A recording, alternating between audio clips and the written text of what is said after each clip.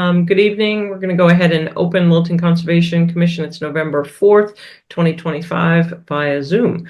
So with that said, we're going to go ahead and start with the approval of minutes from October 21st, 2025. Does anyone have any omissions or corrections to the pages that Tim had sent along?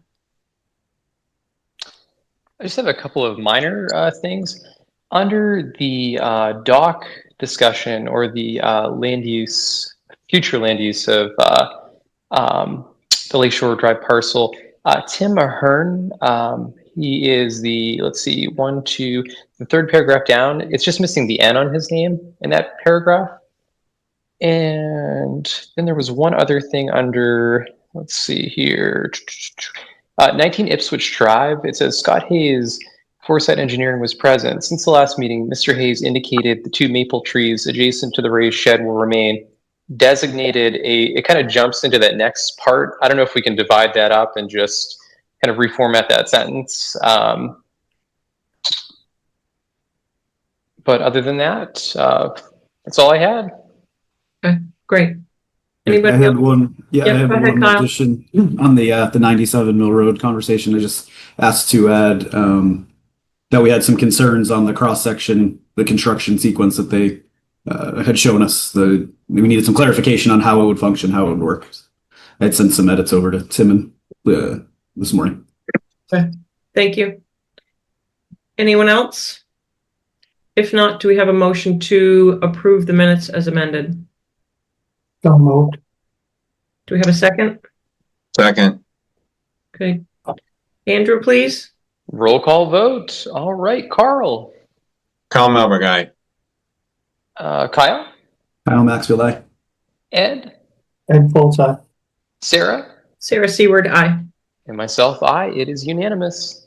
Okay, great. Thank you.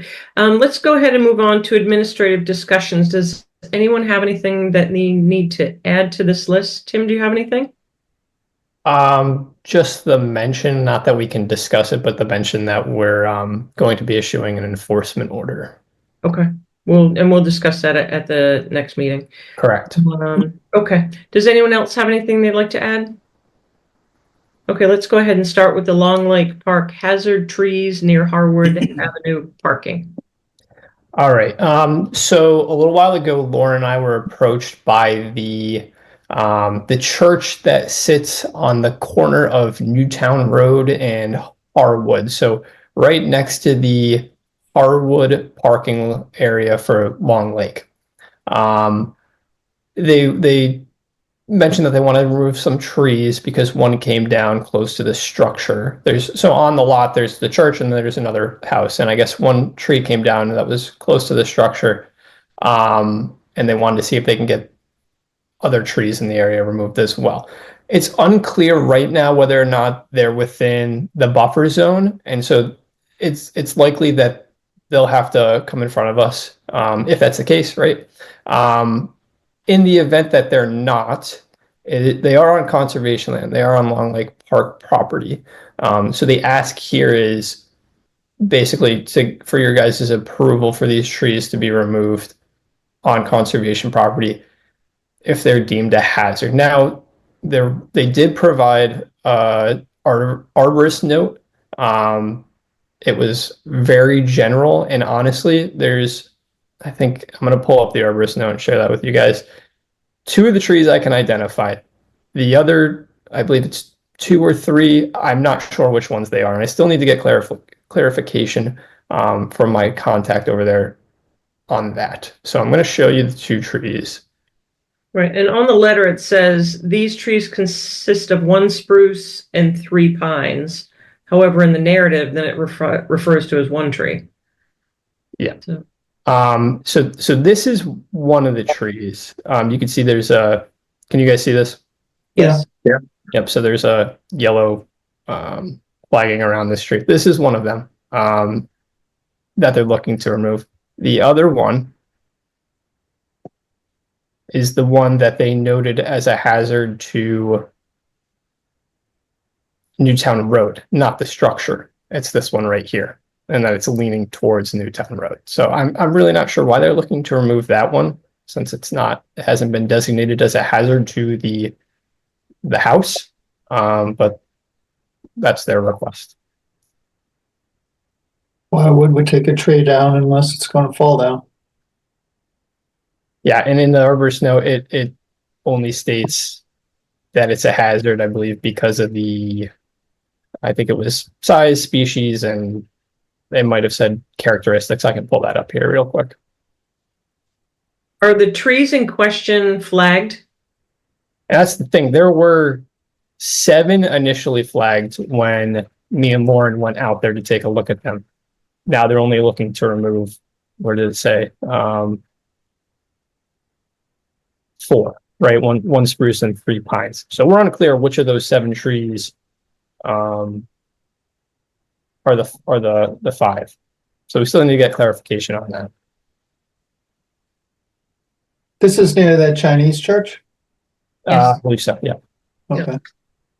Would you be able to ask them to flag the current 4 trees that we're looking at? And that's what I was waiting to hear from them on, if they can do that for us. That's the next step. So this might have been a little preemptively brought up to you guys, since we don't know exactly which ones there are there, but those. I think if they could do that prior to the next meeting, everybody could go and do a drive-by. Yeah, yeah. Unless you think unless there's an imminent hazard on something.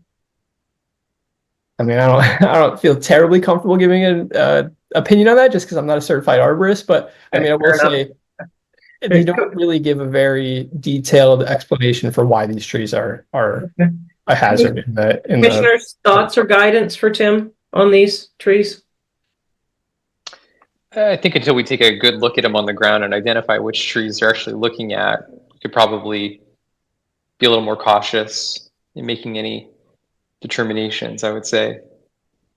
I will say, of the 7 that we looked at that were flagged out there, don't want to say they're hazards or not hazards, but they don't appear to be. I mean, that one I showed appeared to be obviously dead, but the other ones appeared to be in good living condition. I will say that. Okay. I'm inclined not to cut them down unless we are absolutely certain. Okay. So let's go ahead and move this forward to the next meeting. And in the meantime, if you can chat with New England Tree Masters and ask them to flag the 4 that they're looking for us to look at, that would be great. Sure. Okay, next is the Four Pond Aquatic Vegetation Management DEP file 204-823, and that's the year 2025 year-end report. That was submitted to the commissioners by Water and Wetland. Quite a few pages. Any questions on that? Or Tim, any action? I don't think there's any action item for that. That was just to notify you guys of the results. It looks like they had a successful treatment there this year. Commissioners, anyone have any questions on that? I am curious, other reports that might be coming in from other bodies of water? I don't know that any other bodies of water like Long Lake Forge Pond or Spectacle Pond had received treatments this past year. I think there was some permitting windows that weren't met for those water bodies. So I don't believe any of those had treatments done. Okay. Any commissioners have any questions on? Are these multiple year treatments? Tim? This report that we received was only this past year, but yeah, they're reoccurring. Yep. Yeah. And it does reference that in the narrative and also projected future forecast as well. Okay. All right. So we'll file that report. I'm going to strike the next item, which is a discussion on conservation budget. We're not ready to discuss that. We don't have enough information on that. One thing I'd like to add is just a reminder on the next meetings, which we have November the 18th and December the 2nd. So I know as we're kind of getting into some of the the holidays. We just want to make sure. Tim, I did actually had a question on that. Is it projected past the 2nd when we're meeting? So we can look 3 out? Past January 2nd, No, December 2nd. I believe. I thought we had it scheduled into January, but I'll check on that. Okay. All right. If you do have a chance to go ahead and do that as well, that would be great. Sure. So the public hearing opens at 7:45. It's now 7:40. I do want to make note that the 8 o'clock, which is a notice of intent for 242 King, will not be heard tonight. We will open that and close it and move, not close it, but move it forward. So we have the 7:45 and then the 8 o'clock. And then we have to make sure we have quorum because I'm not voting on the 8 o'clock, due to missing meeting on that. So, Tim, you want to bring us up to date on anything else? I know you had mentioned in the last meeting about the Braille Trail. Any commissioners have any thoughts on that? We were asked to kind of look if there were opportunities that someone might have something that they'd like to mention. Was there a proposal? Yeah, well, I think in terms of location, Tim, do you want to talk to that briefly? Sure. Yeah. And since last meeting, Lauren and I have actually met with Jim O'Neill, and we met over at Long Lake at the Colonial Drive entrance to see if that was a good candidate for an area to have it. Unfortunately, there's I think it's an AT&T easement over there. And so there would be challenges there, and I'm not sure if it would be possible or ideal to have a Braille trail that has a break in it going across an AT&T easement. There is a way we can fit in about a 1/4 mile loop before that easement. There's not a ton of room before you get to that easement when walking in from that entrance, but that area is very flat, and that's something that we're really looking for, is areas that don't have too much of a grade to them. Other locations that were floated and we're thinking about are Yap and Balsam.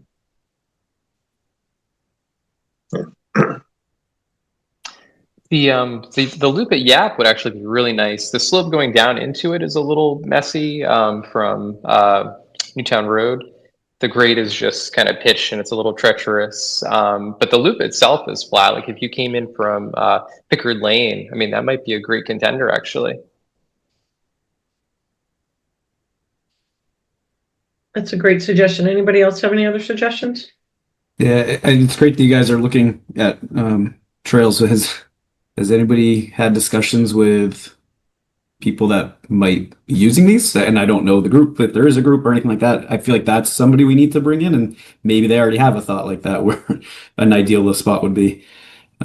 Yeah, we plan on. We haven't reached out to the disability committee or commission yet, but that is on our plan to do that. Yeah, I honestly didn't have a lot of time last week to put into this crunching budget stuff. Yeah, I know you had budget stuff. Yeah, that's fine.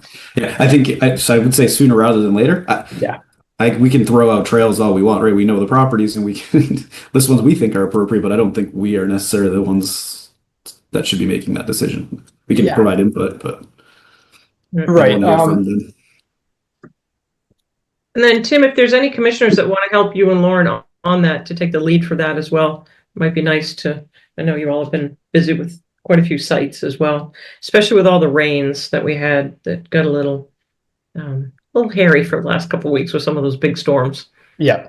Not to jump to something else yet, but one thing that I can add while we have time before our next hearing is Foster Street. We have been going out there pretty much daily to ensure that they're, the erosion controls are staying in good condition. They have started work on that corner of Grimes and Foster. They've graded the area, so they're going to be expanding the roadway footprint in that area. Okay, great. Thank you for that. Okay, it's 7:45. Let's go ahead and open the public hearing. Notice of intent, 15 Park Drive, construction of an addition and attached covered porch. Who's here to speak to that? I don't know if you need to move someone over, Tim. Yep, I'm going to move over, Yep. Mike. Mike, yep, we see you.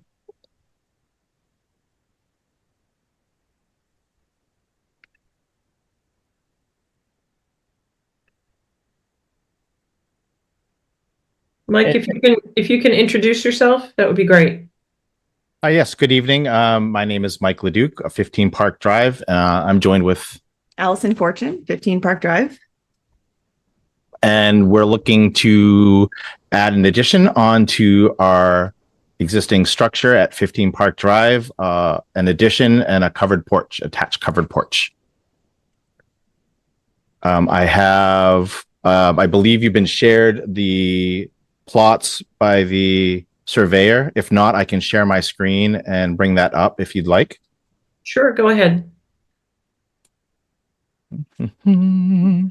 We also have a number of photographs showing. Yep, that would be great. That would be very helpful. Thank you.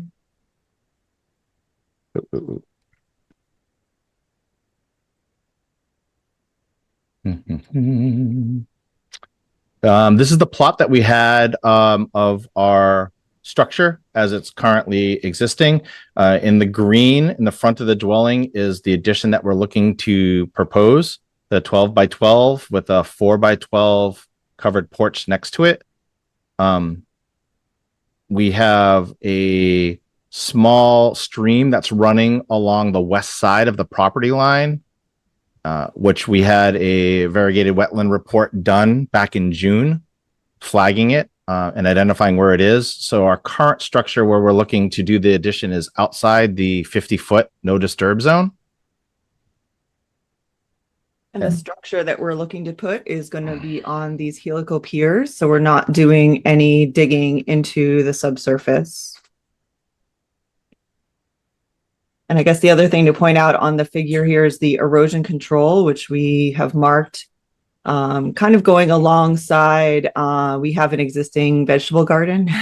So it's kind of coming out from the bulkhead of our crawl space and then following out to the street there. So that's shown there.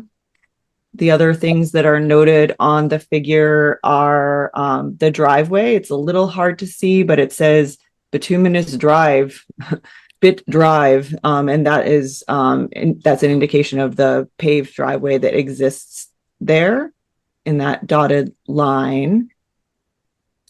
It might be good to jump to a couple pictures now to kind of put a visualization onto that.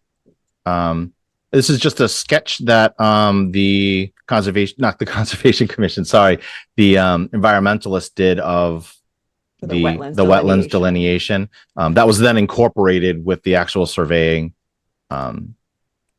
This is the front of the property. So the next slide actually kind of sketches out where we're looking to put this addition right in front of the house. So only coming out about 12 feet, not going all the way to the west side of the house. From this direction, you can kind of see towards this tree line in the distance. That tree line is on the edge of the stream at the top of a bank. It's like a ridge going down to the stream, but yeah. There's our vegetable garden. So that's where the it would sort of almost follow this gully, with our boundary for putting up hay bales or whatnot as our protecting the 50-foot zone. This is the actual stream, and you can see some of the flags in this kind of picture over here. The stream runs pretty much south, and then it has another embankment that comes up on top. You can kind of see the edge of the iron fence that we have up at the top of the hill here. Just yet another. Excuse me, Ed? I didn't say that. Oh, Do you know what the stream connects to? It goes down to the frog pond by Long Lake. And is it running all the time? Is it perennial? No, it's intermittent. This summer it was quite dry. Yeah, it tends to dry out. It tends to be most active, obviously, in the spring. And so through about the time when this delineation happened, which was June, July, it's maybe running a bit. August, it tends to be dried out. Fall, the fall is not super wet either. And then it will sort of Except after these past weeks. swing events, right? In winter, it's not very active, and like I said, it's mainly spring and summer.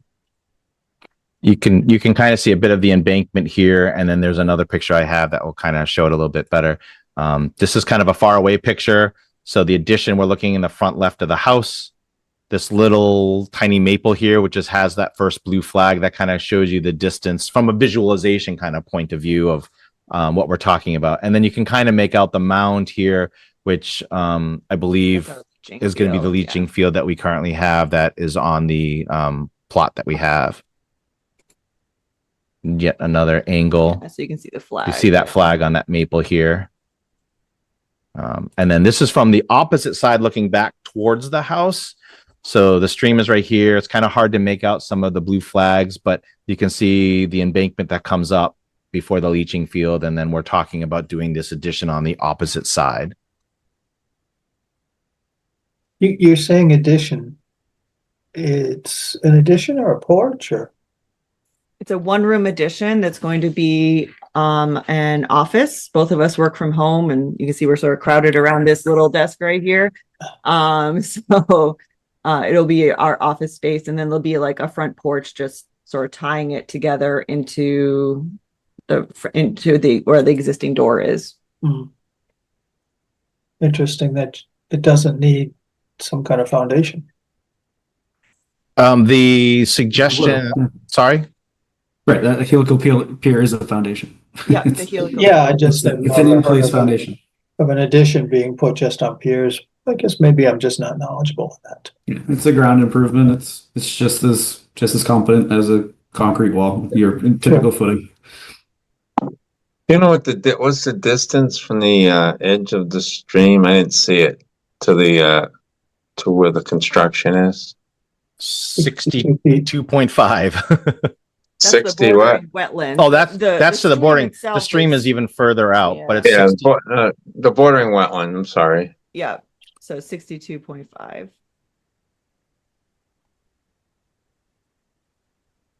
Thanks. Couple quick questions. Access, you had mentioned your driveway. Is that how construction vehicles and such will get in? And then also, so you're doing a porch as well. Is the porch open or is that covered? It was a covered porch. Okay. And in terms of the access to the spot where it's working, it's going to be the driveway and the street itself. So all building-like materials would be stored in our driveway, which is a paved road, a paved surface. How far will you be away from your septic system? Your looks like a raised bed. I don't know exactly how far away it would be. It's not on here. I mean, the septic system is listed on here, but the measurement itself isn't on here. I was just curious with the grade. The reason I ask is you're picking up additional roof drainage, and so you'll just want to envision where you want that to go, so it's not going over towards your system. Yeah. Right. Can you show that picture of the front of the house again? I had the same concerns there, and it looks like it's already graded to just run right towards the street. Right? It looks like there's a little gully. Right Yeah, here. that There, grading is meant to drain it away from the house. You're correct. And then actually where these big Cleome plants are is actually a rain garden in the front. I don't think I have a good one of the rain garden. Yeah, you do. I do. That's Oh, the well. no, not really. So okay. kind of here, right Yeah, here. you can see that is like a little Okay. depressed rain garden. Yeah. And that is kind of like a depressed channel, as Allison just mentioned, that is guiding the water out towards the street from the gutter. That being said, I don't think I've really seen this being overly saturated at this point from that gutter, even during heavy rains. No, it doesn't. The water does not tend to collect there at all. Quick question on your rain garden. Was that part of the original when the septic system was upgraded? Was that permitted, or was that just something that you all added later on? That was just existing when we bought the house. Okay. I mean, I'm calling it a rain garden. Oh, because we did permit quite a few of those with some of the changing of septic systems. So Yeah, no, that was that's always been there since There's a I tree bought the there house. before, right? There used to be a dogwood tree there as well, but yeah, now it's just a garden. Okay. Kyle, does that answer your question? Yeah, I think so. That makes me feel between being a raised a raised septic system and then kind of already a channel for stormwater. It looks like we're adding impervious area. It looks like the porch itself is going to be taking away driveway space and maybe half and half. It's Yeah. gonna cut a little Doorway. bit into it for sure. Yep. That's your driveway, not a walkway. Oh, it's a It's walk kind of way both. off the driveway. Yeah. The way it is now, it's kind of both. Okay. Doesn't feel like it's gonna have a huge change in with the roof line with water necessarily from what you have now, so. Yeah, I guess what's the roof line going to look like as far as either tying into the existing or It is planned to tie into the existing roof. Yep. We haven't gotten and done the actual building design yet. We're waiting to have these approvals before we then put together that and then went That's fair. for a permit. But I think some of the initial ideas was to have the peak head towards the main house and attached to the house. Yeah. So the runoff, like you mentioned, would be towards the driveway and towards the gully. the gully. So just to clarify, the footprint that you're looking at now is going to be the same footprint.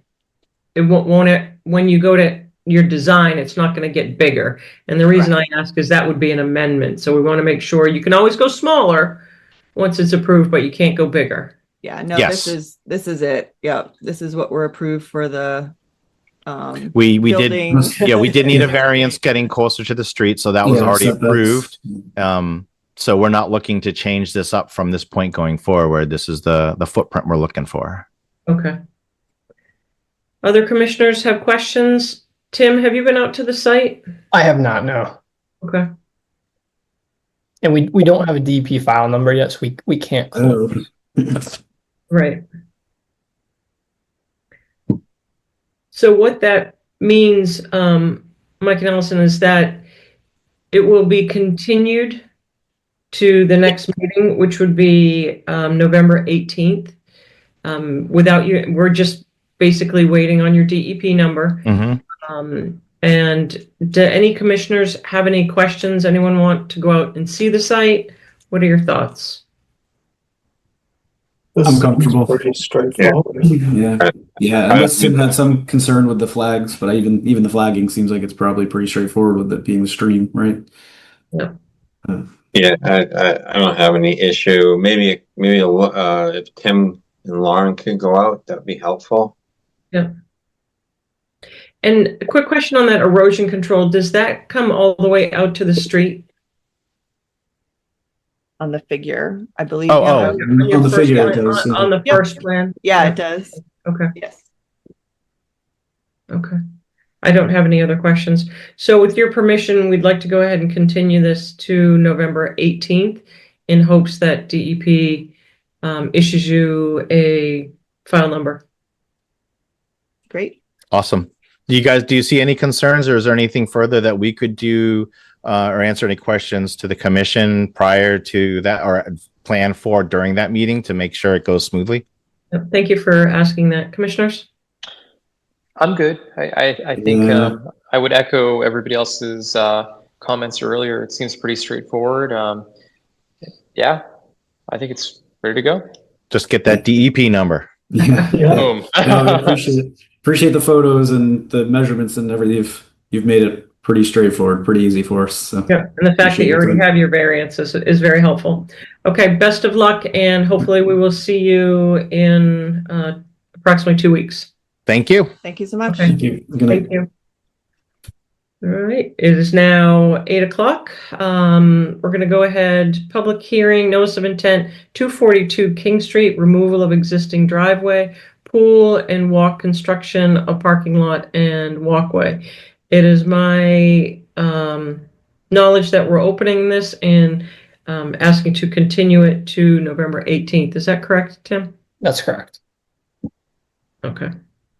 All right, and so we're going to wait 1 minute and then move on to the next one.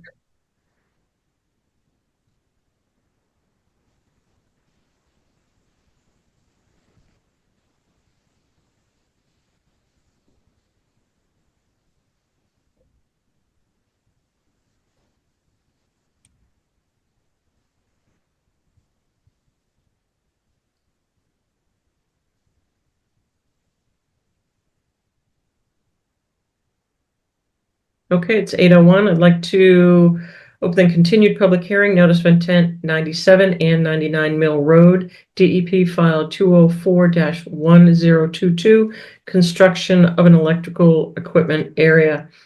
Please note that if this comes to a vote, I'm not eligible to vote on this due to missed meetings. Who's here to present?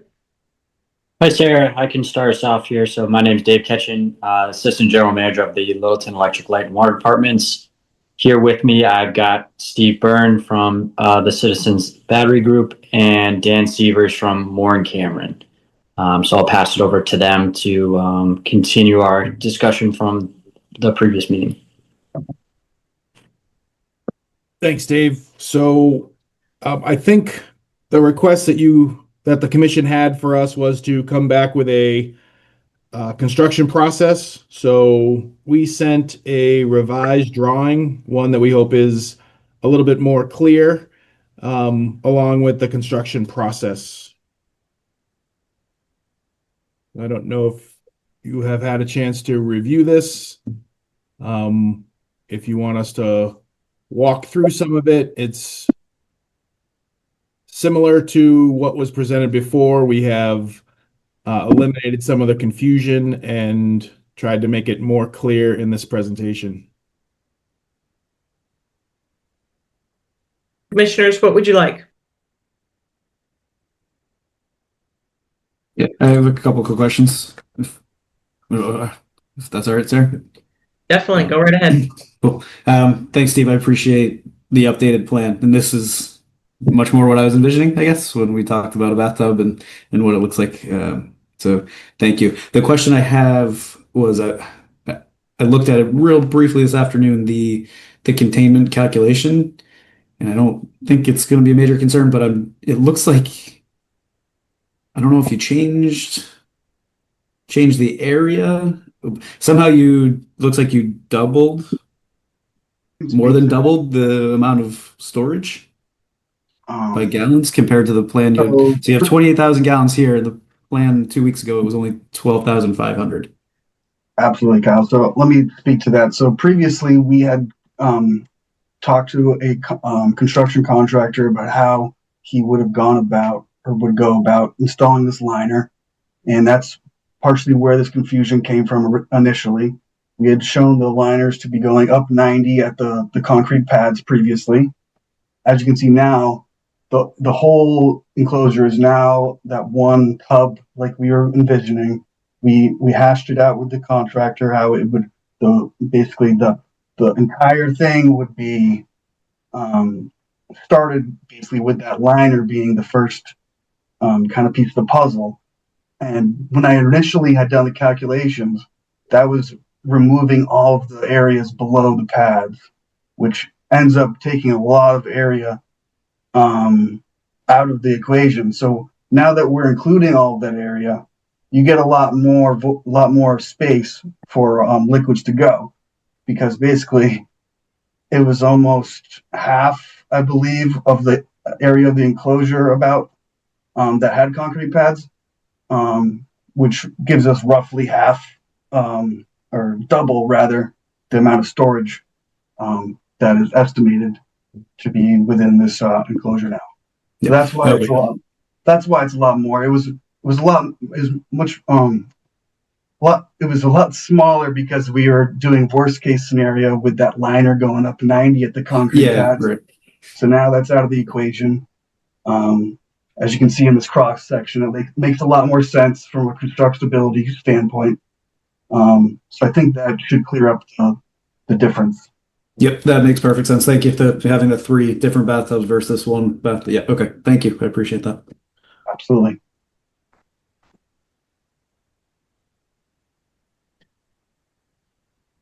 Other commissioners, questions? Chase, I know you're with us now. Sorry, I was running late. Okay. This was my only outstanding question.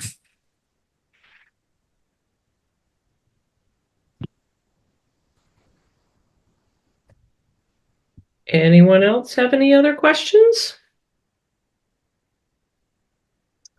Like Chase said, this was the only concern I have on this one. Okay, we do have from the audience, Jerry Cavallo has a question. Jerry, you're permitted to talk. If you could introduce yourself and state where you reside, that would be great. You should be set to talk. Good. Jerry Cavallo, 8 Uplands Road. May not be the appropriate time to do it, but I wanted to just talk about fishing access for this location. I did brief the Light and Water Commissioners on it, and they were not in favor of it for a couple of reasons. And they said we should move it to the other side of the brook, which is Conscom property. Now that area is pretty much untouched and it's sloped down. And the side that Parley is on is kind of a mess with all Parley's junk still piled up there, and they're going to have to do some work on that anyway. So I'm bringing this up with this group because, one, the people, Light and Water is here, and they're the ones that suggested putting it on the other side of the brook. And I think that is not the best choice because that is area that is, virgin woodland, and that's where the water comes down. And if you've never been to this section of the brook, it's very unique for Beaver Brook. It has a good slope to it. Department of Fisheries has done a survey there, and there are year-round trout living in that brook. And it's the only section of Beaver Brook I think is like that. And the reason I'm pursuing this is I see these kids fishing off the bridge on Route 119, which used to be fun when my kids were little. But that road has gotten so busy that we need to, I think, get the kids off the bridge into an area that's a little safer. And the fisheries folks said that they would stock wherever there was access for public and that had access for them to put the fish in. And they also need a parking area. So that's why I'm bringing this up now with Conscom, because Light and Water wants to move it over to Conscom side. But that, like I said, I don't know if you want to establish a new trail on that side when the other side is already going to be redone anyway, cleaned up, I'm sure. That's all. Thank you, Jerry. And I appreciate you bringing this to our attention. We do have to stay focused on the permit at his hand, but I will take the opportunity to ask commissioners if they would like to give Jerry any thoughts, if it's appropriate. I think it would be great to set up some kind of access, as Jerry mentioned, for this very unique portion of Beaver Brook. But Dave, has the Light and Water Department fully weighed in on this in terms of access? Yes, yeah. Jerry brought this in front of our board, and as he said, the board was not in favor of using this property for the purpose that Jerry had pitched in that location. And at the time, they did suggest. I'm sorry. Did you have a question, Ed? What was the reason why you didn't want? The board didn't want public access in that property because it's going to be an operational property. So that was their main reason. But they did give the alternative to look across the street and then not going too far into different applications here, but 242 King Street, they had requested that we make an area accessible off of that parcel, which that'll be in front of this commission at the next meeting, hopefully. So I think there's a discussion to be had here. I'm not sure if right now is the most appropriate time for that. Right. Okay. And I appreciate that. I follow that track. So One Jerry, thing I do want to add here, Yep. Sarah, is that I mean, I think right now Beaver Brook is accessible from Mill Hill. I wouldn't say that we would want to blaze a new trail, but to the extent a single fisherman wants to fish from there, that would be consistent with our use. If it starts to degrade the area because there are a lot of people, that becomes a different thing. And I'd be open to talking about it and understanding the ideas, but I actually very much understand why the water department or the electric department is not excited about the other side of the brook, but it is accessible even now as fishing. Yeah, I definitely. I have a little kid as well, and we have walked through there. It's again, there's no blazed trail, but it is easily accessible where we as stewards could probably do a little clearing, or not clearing even, just cleaning up, and there's an easy path. And then you're right along the bank, depending on the water level, of course, it does fluctuate quite a bit, but there's opportunity there. And if 242 comes in all of a sudden and opens up another spot further downstream, then I agree. Keep it off of operational property for sure. At the same time, I think it would have been a good public service there's plenty of room on that property to establish a trail that would stay away from your electric that's being put in. I appreciate that's not so part of this permit discussion. what I'd like to do is we're going to take an opportunities to express that I think this would have been a good corporate citizen type thing. So what I would encourage Jerry for you to do is to connect with Tim, and let's put it on either as a discussion item or something going forward. But I will have to halt this conversation for this notice of intent. So okay, thank you, Sarah. Can I just add one thing? I did give Tim the copy of the briefing that I gave to Light and Water. So if any of your members want to read that ahead of time, they can. Over. Okay, great. We look forward to carrying on the discussion in a different forum. Thank you. So, Sarah, it seems like we're moving to a vote here. I have a couple comments on conditions that I'd like. Well, not even so much conditions as I want to make sure the findings are clear on this. Sure. Do you want to discuss that before or after a vote? I would like to do it before, if the commission feels as though we're at an pass that we would like to go ahead and start to entertain a vote. I think we've held them on long enough here on this one that we've gone through the motions. Great. So it seems like we're in the affirmative. So let's go ahead, Chase, and others, if you have some comments, especially I know Tim will be happy to hear these. I think the most important finding that I want to make sure is very clear here is that we've required some pretty rigorous O&M requirements, and the condition that the water department or the light department, excuse me, I'm going to keep mixing them up. Let's just call it light and water. That light and water needs to go through regular training with the fire department so that they can respond to emergencies. That has to be a condition. The other element, though, is that one very important part of the findings is that this is a public entity providing public power, and I would think differently about this, or I would at least want to interrogate it in a different way if it was a private power supply interest. And I think that's got to be reflected in the findings. That by virtue of a public agency working with the public fire department, there are certain checks and balance. There are certain checks and longevity commitments that are baked into that might not be the case if it was private. So those are the two things: condition on training and make sure the findings are very clear, public entity.